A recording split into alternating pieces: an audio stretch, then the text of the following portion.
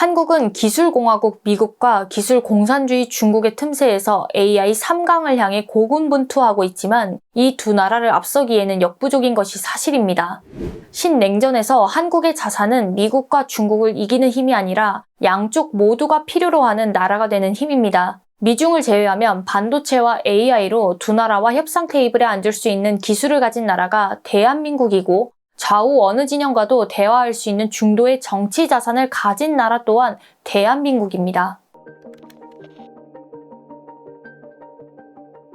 안녕하세요 시청자 여러분, 이인혜입니다. 대한민국의 근현대사를 이야기할 때 냉전이란 단어를 빼고 설명하기가 어렵습니다. 물론 다른 국가도 냉전의 영향을 받았지만 한국은 지정학적인 요소로 인해 다른 국가와 비교할 수도 없을 만큼 큰 영향을 받았고 현재도 그 영향에서 벗어나지 못하고 있습니다. 제2차 세계대전 이후 미국 중심의 자본주의 진영과 소련 중심의 공산주의 진영이 경쟁 대립하며 핵무기 경쟁과 상호 확증 파괴 우려가 전면전을 억제하는 요인으로 작용했던 냉전 시기에 우리는 남북으로 나뉘어 동족 상잔의 비극적인 전쟁을 치렀습니다. 그리고 미중 패권 경쟁을 중심으로 정치, 경제, 기술, 안보가 결합되어 블록화를 이루고 공급망 재편이 핵심을 이루는 신냉전 시대에는 오랫동안 유지해온 경제는 중국, 안보는 미국이라는 틀 안에서 줄타기 외교를 하고 있습니다. 과거나 현재나 한국은 이처럼 냉전의 틀에서 쉽게 벗어나지 못하고 있습니다.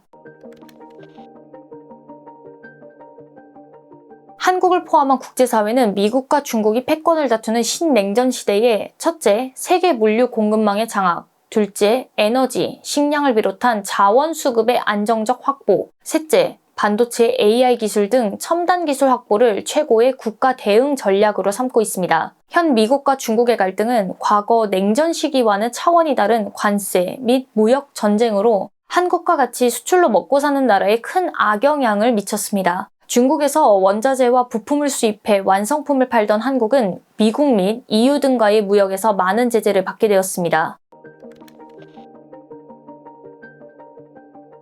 문제는 팍스 아메리카나의 시대가 서서히 저물어가는 상황에서 트럼프 대통령이 세계를 강제로 다극화하는 정책으로 미국의 초강대국 지위를 유지하려 한다는 점입니다. 러시아는 유럽이, 중국은 한국, 대만, 일본이, 이라는 중동과 이스라엘이 맡아서 대응하도록 유도하고 그 사이 미국은 각 지역에서의 중재자적 역할을 취하며 지정학적으로 가까운 적대국들을 제압해 안보를 굳건히 하려는 구상이라 생각합니다. 지난 1월 미군이 베네수엘라에서 마두로 대통령을 체포해 압송한 작전도 이러한 전략의 연장선으로 해석됩니다. 이와 동시에 미국은 페트로달러의 위기를 극복하고 세계 통화, 금융 패권을 유지하기 위해 디지털 달러의 유통에 박차를 가하고 있습니다. 또한 핵과 같은 군사력이 아닌 AI와 같은 기술적 우위를 선점해 미국을 다시 위대하게 만들고자 합니다. 미국 빅테크 기업들은 연간 수백조 원 규모로 알려진 투자로 생성형 AI 시장을 선점했고 이제는 피지컬 AI 시장을 차지하기 위해 다시 막대한 자금을 쏟아붓고 있습니다.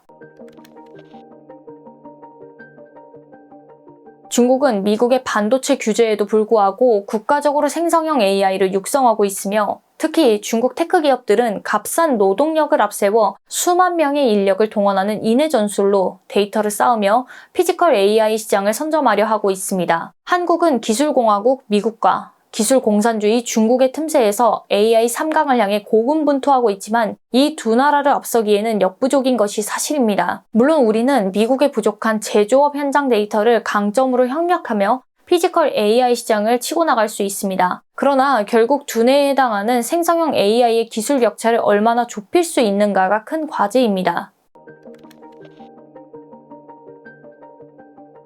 이처럼 밖에판이 요동치는 지금, 안의 정치가 어떤 상태인가가 곧 국가 전략이 됩니다. 이 어려운 여건 속에서도 위기를 기회로 바꾸며 국민이 큰 걱정 없이 안정적인 삶을 영위하도록 만들고 있는 이재명 정부의 노력에 먼저 감사를 드립니다. 이재명 정부의 출범은 불법 비상계엄 이후 흔들리던 한국 경제를 안정시켰을 뿐 아니라 다가올 대한민국의 미래에도 중요한 역할을 하게 될 것입니다. 이렇게 전망하는 이유는 뉴 이재명으로 대변되는 중도 세력으로 인해 균형적인 성장을 이루어 갈 것이라 확신하기 때문입니다. 그리고 저는 뉴 이재명을 한마디로 정통 보수의 복원이라고 표현하고 싶습니다. 새로운 이념의 등장이 아니라 잊혔던 본래 가치의 귀환이기 때문입니다. 여기서 정통보수란 특정 정당을 가리키는 말이 아닙니다. 안보와 시장경제, 법치라는 보수의 본래 가치를 이념이 아닌 실용으로 지켜내는 정치를 뜻합니다. 과거 한국 정치는 진영으로 대변되는 정치였습니다. 이는 쓸데없이 국력을 소모시키고 국민을 양극단으로 몰아 정쟁으로 이끌었습니다. 그러나 이재명 대통령의 등장 이후 중도적 관점의 국정이 자리를 잡으면서 그동안 대변되지 못했던 중도층의 목소리가 국정에 반영되기 시작했습니다. 물론 이념 논쟁의 관성이 아직 남아있어 갈등이 불거지기도 합니다. 그러나 중도 실용의 국정이 성과를 쌓아갈수록 이러한 관성은 점차 힘을 잃을 것입니다. 신냉전에서 한국의 자산은 미국과 중국을 이기는 힘이 아니라 양쪽 모두가 필요로 하는 나라가 되는 힘입니다. 미중을 제외하면 반도체와 AI로 두 나라와 협상 테이블에 앉을 수 있는 기술을 가진 나라가 대한민국이고 좌우 어느 진영과도 대화할 수 있는 중도의 정치 자산을 가진 나라 또한 대한민국입니다. 이 두 가지가 결합될 때 한국은 신냉전의 균형추, 다시 말해 국제 질서의 향방을 좌우하는 캐스팅보트 국가가 될 수 있습니다. 나아가 한국은 글로벌 사우스, 즉 아시아, 아프리카, 중남미의 신흥국과 개발도상국들과의 연대를 통해 균형추의 폭을 넓혀야 합니다.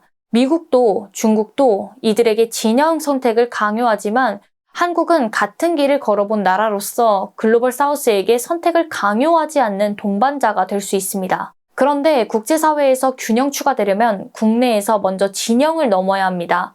정통 보수의 복원, 다시 말씀드려 중도 실용의 국정이 뿌리 내려야 하는 이유가 여기에 있습니다. 그리고 이 생존 전략만큼은 정부와 특정 정당의 것이 아니라 여야와 진영을 넘어선 국민적 합의로 지켜가야 합니다. 우리가 이재명 정부를 지지하고 응원해야 하는 이유가 바로 여기에 있는 것입니다. 저 또한 그 길에 앞장설 것입니다.